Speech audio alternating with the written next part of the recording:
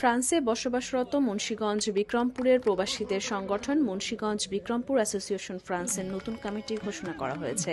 এতে সভাপতি হিসেবে ইকবাল হালদার রিপন, সাধারণ সম্পাদক হিসেবে টিএম রেজা এবং সাংগঠনিক সম্পাদক হয়েছেন রনি মুন্সি।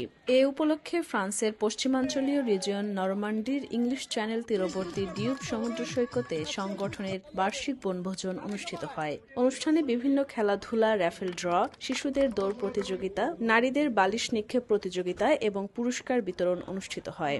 সকলের স্বতঃস্ফূর্ত উপস্থিতিতে অ্যাডভোকেট কাজী আব্দুল্লাহ আল মামুন নতুন কমিটির নাম ঘোষণা করেন।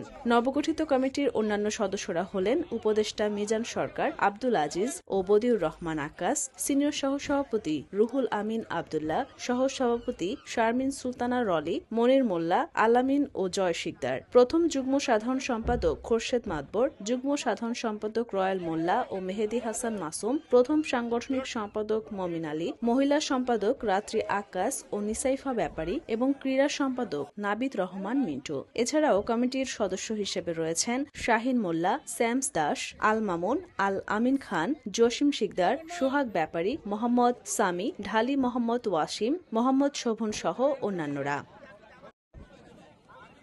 AKS অর্জন করল গিনেস ওয়ার্ল্ড রেকর্ডস। AKS